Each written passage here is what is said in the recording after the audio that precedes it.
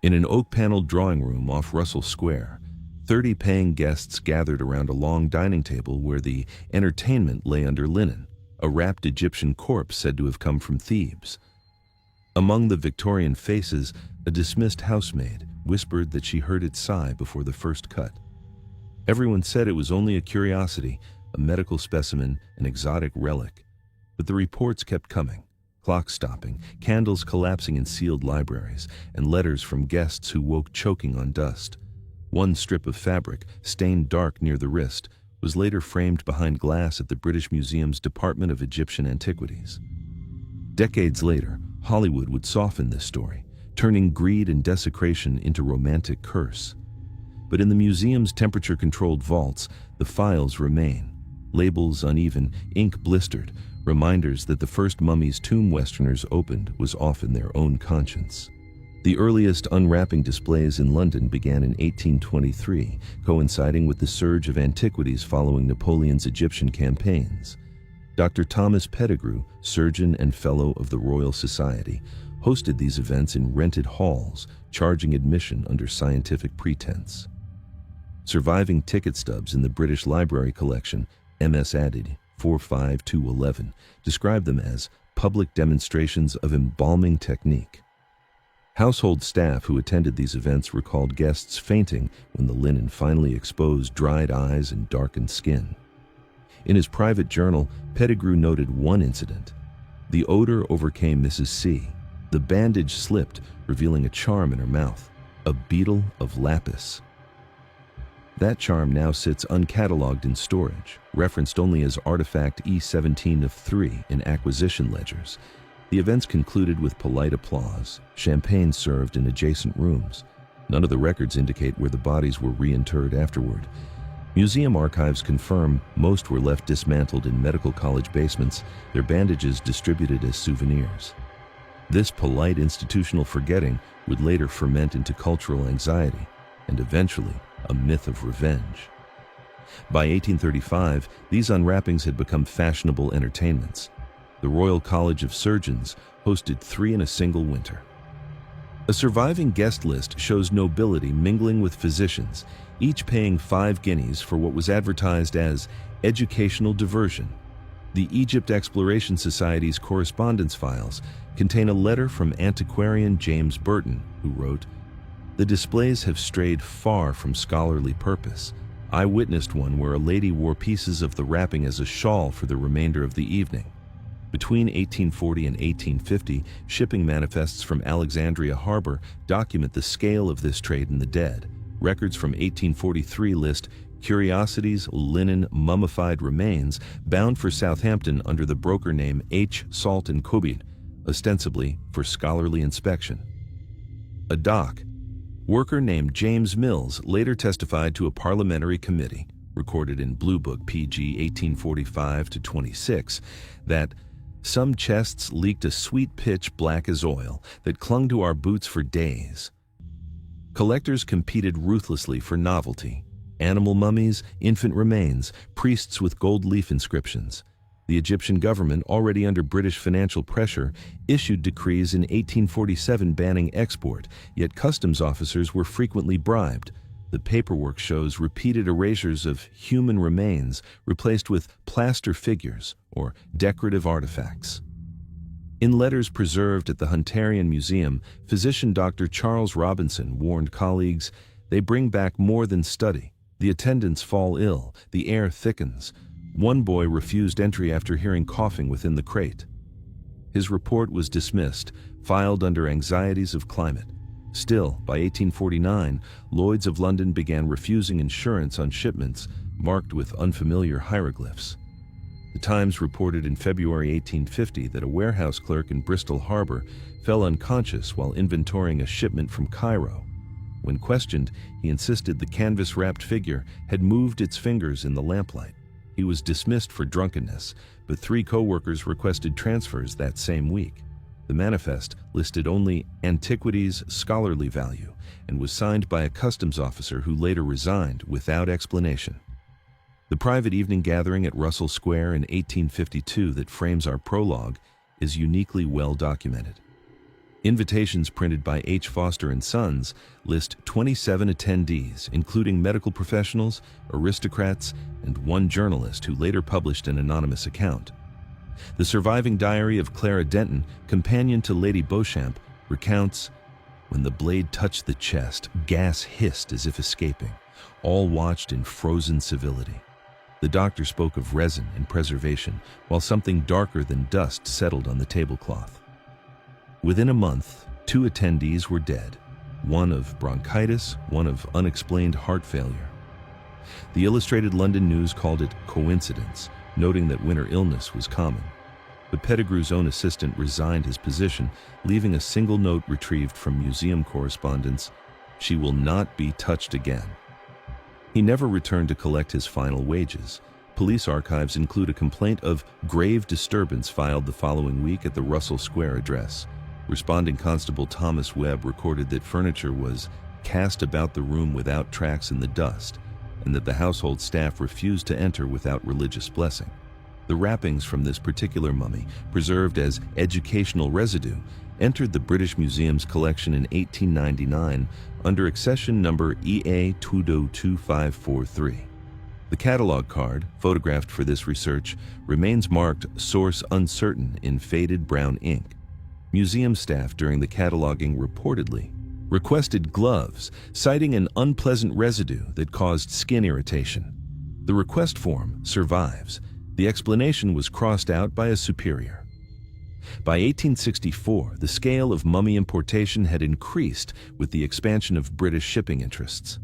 Port clerks at Tilbury Docks sent 3 separate damage reports to the East India Company headquarters regarding a crate labeled "Sarcophagus Fragile," found open upon arrival, its interior described as "disturbed." The supervising engineer, Henry Lee, wrote in a letter to his family, "There was dust thick as flour across the lid, but none had settled upon the ledgers beside it, as if stirred and replaced again by hand."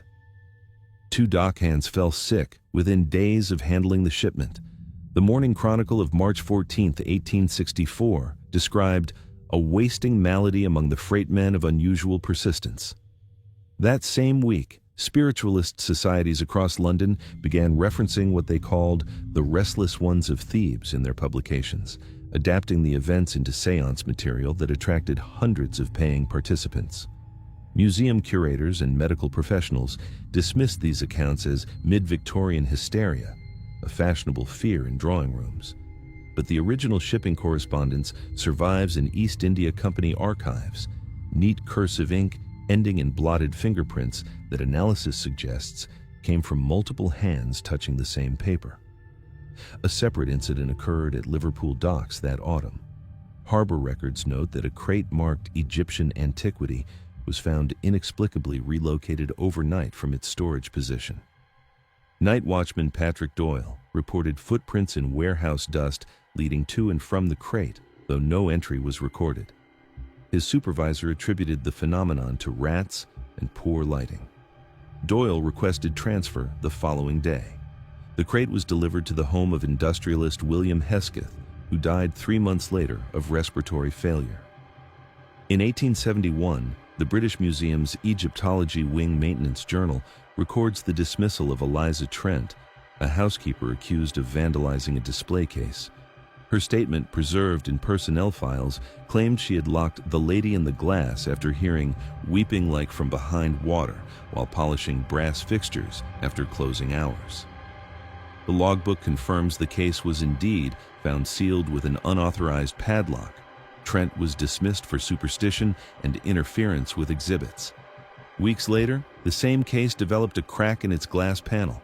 Internal barometer readings from the room showed pressure had dropped sharply overnight. Photographs taken by assistant curator William Greaves show glass shards had fallen inward, not outward, as would be expected from external damage. He annotated his report. Impossible if struck from outside, no explanation satisfactory. Trent's last letter to the museum board, archived in the British Library's ephemera collection, ends with a phrase, in careful script, "Tell them she only wanted to be left whole. The bandages were her clothing for eternity." The letter was marked "No response required" and filed without comment. Museum night staff reported cold spots near the case throughout that winter. Maintenance requisition forms show 3 replacement thermometers ordered for the gallery, each previous one having malfunctioned, showing impossible readings. When the room was renovated in 1873, workers refused to remove the case, citing disagreeable odor that made them lightheaded.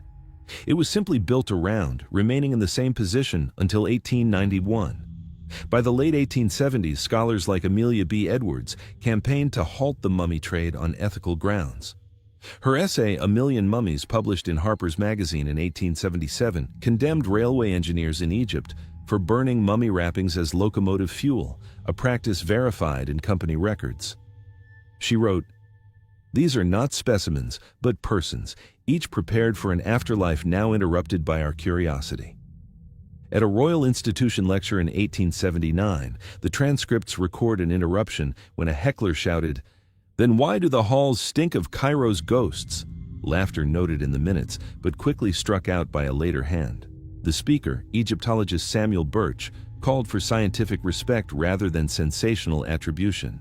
That same year, a small fire damaged the University College London Anatomy Laboratory where several mummy fragments were stored.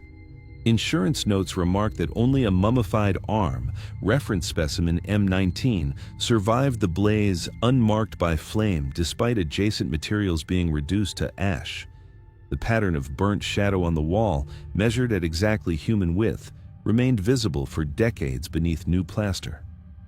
Former museum night watchman Henry Collins gave a statement to the Society for Psychical Research in 1880, describing movements in the Egyptian halls when all is locked. His testimony was published in their proceedings, but omitted from later editions.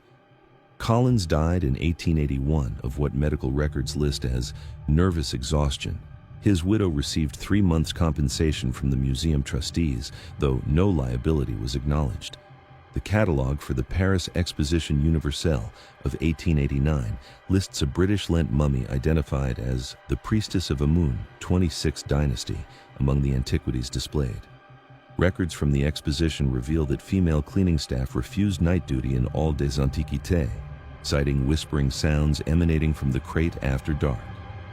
Chief Curator Léon Lefebvre wrote to London, "Your object produces a low resonance impossible to reproduce by mechanical means." The message remains logged in Musée d'Orsay technical files marked unresolved. When shipped back to England, customs inspectors noted missing amulets that had been catalogued in the outbound manifest. A Paris journalist for Le Figaro joked that the English lady travels light, leaving her jewelry behind. 2 stevedores working aboard the return voyage on SS Tiberia drowned during the crossing. Their names appear on maritime loss rolls, though no specific causes were noted. Following the exposition, British Museum records show this particular mummy was enclosed permanently in a sealed glass case, the first in the collection to be housed under positive pressure. Staff memoranda referred to it as a precaution against humidity damage. None officially admitted why only that case required a padlock and weekly inspection. Dr. James Purvis, responsible for the new housing, resigned his position 6 months later. His letter cited recurring dreams of suffocation and recommended the specimen be removed from public display. The board minutes note his concerns but conclude, no scientific basis for removal. Specimen remains a valuable educational resource. The case was relocated to a less prominent position in Gallery 42.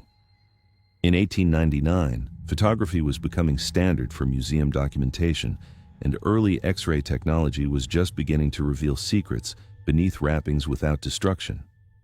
Photographer Edmund Ruff, hired to catalog Gallery 64, recorded exposure failure on only one subject, burial case EA 22543. His technical notes preserved in the museum's photography department archives state, all plates black and holy when directed at the case, figure emerges inverted when developed. 5 days after completing his assignment, Ruff collapsed in his darkroom on Museum Street. The medical report filed with the coroner described acute respiratory arrest, as if from inhalation of embalming compounds, though chemical analysis found none present. His widow petitioned for compensation. The museum denied liability, citing voluntary freelance status and pre-existing respiratory weakness. Ruff's remaining photographs, now digitized in the British Library collection, show faint concentric rings surrounding a featureless silhouette where the mummy's image should be. Early curators nicknamed these anomalies the fingerprint of silence in internal correspondence. The photographic division supervisor wrote, "To date, our chemical analysts cannot replicate the pattern under controlled conditions." The British Journal of Photography published a technical analysis of Ruff's plates in 1900, concluding they showed unexplained light leakage. 3 separate attempts to re-photograph the same specimen over the next decade encountered similar difficulties. Equipment malfunction reports cite unexplained static discharge and plate fogging. By 1912, the museum photography department had labeled case EA 22543 as technically challenging and recommended minimal documentation. By 1904, visitor complaint cards began accumulating regarding Gallery 64, describing sensations of vertigo and chest compression near one particular display case. Museum nurse Dorothy Bryant recorded 12 incidents in a single month where visitors required assistance after feeling faint. The museum's own minutes, reference BM OP 1904-12, recommended partial relocation of sensitive materials to less trafficked areas. The episode eventually leaked to The Times, which ran a small article with the headline, "Is the Egyptian Room Harmful?" Skeptical medical authorities blamed poor ventilation and the power of suggestion. Yet that same spring, night watchman John Pullen vanished for 3 hours during his shift. His statement afterward, preserved in staff records. "I was walking the corridor as usual and heard scratching behind glass. Then I was among sand, just sand everywhere." He was discovered near the Great Court entrance, his boots inexplicably filled with fine grit that analysis later showed contained traces of natron salt used in Egyptian mummification. The police medical examiner filed the incident under fatigue-induced delirium. Pullen never returned to work. The problematic case was relabeled simply Unregistered Female, Thebes 19. All reference numbers removed from public view and moved to underground storage, a decision curators later acknowledged was problematic when damage reports began to multiply in adjacent storage rooms. Inventory checks showed inexplicable displacement of artifacts. The department head wrote in a private memorandum, "The specimen appears to repel proximity to other collections." No official explanation was offered for the continued disturbances. Fleet Street journalists discovered a compelling story in these museum disturbances. Between 1909 and 1922, the incidents transformed from institutional inconvenience to public legend. Reporter Bertram Fletcher Robinson interviewed several Egyptologists at the British Museum for a feature series. Following those visits, he fell ill and died suddenly at age 36 of what doctors called typhoid fever, complicated by stress. His colleague Sir Arthur Conan Doyle later cited elemental retribution as the cause, a phrase lifted directly from an 1890 seance transcript Fletcher Robinson had attended. By 1920, with Howard Carter preparing for his expedition to the Valley of the Kings, headlines revived what they now called the London Curse. Daily Mail articles from this period cross-mixed the 1852 Russell Square mummy with emerging Tutankhamun rumors, creating a single composite myth that captured public imagination. Film studio scouts began clipping these newspaper stories, preserved now in Universal Pictures production memos, Box P32, in the Universal Archives. One production note penciled in the margin of these clippings reads, "Let's move it to modern Cairo. Add reincarnated love story."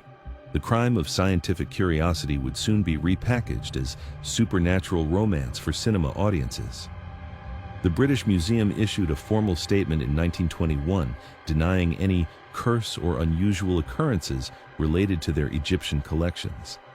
Yet, internal memoranda from the same period show 4 separate maintenance requests for unexplained temperature fluctuation in the storage area housing EA 22543. One technician refused to enter the room alone, citing respiratory discomfort that occurred only inside that space. Screenwriter John L. Balderston, having received the Daily Mail clippings about museum incidents, had himself toured the British Museum while researching the project. Notes in his folder, preserved at UCLA's Cinematic Arts Library, include the observation: real case, female mummy causing deaths in London, base character on that, make her male priest instead for dramatic effect. Thus, the character of Imhotep was born for Universal's production.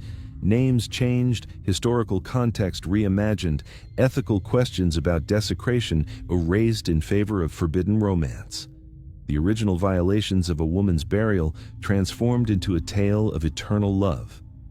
Press releases for The Mummy, 1932, boasted of authentic curse legend, citing, somewhat inaccurately, Lord Carnarvon's death but not the century of violations preceding it. When the film premiered in London, the British Museum tightened its photography rules. An internal memo, BMAA 1932-5, emphasizes the need for respectful behavior around human remains from both visitors and staff. Publicly, museum officials denied any superstitious motivation behind these policy changes. Privately, however, personnel records show 2 staff resignations that same month, citing sustained anxiety dreams of suffocation as their reason for leaving. Both had worked in collections management with access to the Egyptian storage areas. As Boris Karloff's bandaged figure shuffled across movie screens worldwide, dust continued to collect against the sealed glass case in the museum's basement storage, regularly cleaned, yet always reappearing within days. Maintenance logs show weekly cleaning scheduled specifically for this case, unlike the monthly standard for other stored artifacts. During the British Museum's Great Court renovation in 1967, construction plans revealed a forgotten sub-basement vault. Among its contents, wooden crate EA222543A, bearing identical numbering to the Russell Square specimen long presumed destroyed during wartime bombing. Inside were linen fragments mislabeled simply as packing material. Carbon dating later matched them to approximately 600 BCE, consistent with 26th dynasty burials. Curator Margaret Levine ordered a complete recataloguing of these materials. Her oral history interview, Museum Voices Project Tape 17, recorded in 1988, recounts the moment. The lid rose by pressure difference, not touch. A dry breath came out, smelled of almonds. The fragments themselves were unremarkable, but the air had been sealed away for a century. She took early retirement 6 weeks later, citing chronic vertigo that medical tests could not explain. The crate was resealed with modern conservation materials and transferred to a climate-controlled facility off-site. British Museum policy changed significantly after this incident. Since 1999, all human remains from Egypt are to be shown only with ethical interpretation panels acknowledging their origins. The first such panel reads simply, "Once unwrapped for spectacle." Conservation scientist Dr. Alan Pritchard documented unusual preservation patterns in the fabrics from EA 22543A. His research notes indicate that, despite improper storage conditions for decades, degradation is minimal compared to control samples. His paper on the anomalous preservation was rejected by 3 academic journals for methodological concerns. Pritchard later requested transfer to another department. TripAdvisor reviews from 2015 to the present still occasionally mention the cold section of the Egyptian galleries, particularly near cases containing human remains. Security logs record intermittent sensor triggers near the sealed storage areas housing the Russell Square materials, despite redundant calibration and equipment upgrades. New security staff are now briefed to acknowledge respectfully before entering certain storage sections, a protocol officially attributed to cultural sensitivity rather than any specific concerns. In 2017, conservationists examining the case seals found a Victorian hairpin lodged inside a vent seam, identical in design to one listed in Eliza Trent's personal effects inventory from 1871. The pin now sits beside her dismissal letter in the museum's staff history archive, both displayed under glass in a private research area. Museum educator Sophia Chen, interviewed for the institution's oral history project in 2021, described leading student tours through the Egyptian collection. There's always one case where the audio equipment fails. Same spot, different devices. The tech team can't explain it. We just move a few steps away and continue. The case in question houses only textile fragments now, the human remains having been moved to restricted research collections. Yet conservation reports continue to note that electronic monitoring equipment near this display requires more frequent battery replacement than anywhere else in the building. As our footage ends with a slow tracking shot along the mahogany cases, my hand is visible shutting the archival file. On the recording, something faint aligns with airflow microphones, a woman's sigh or simply pressure equalizing after the seal. The camera turns off out of respect.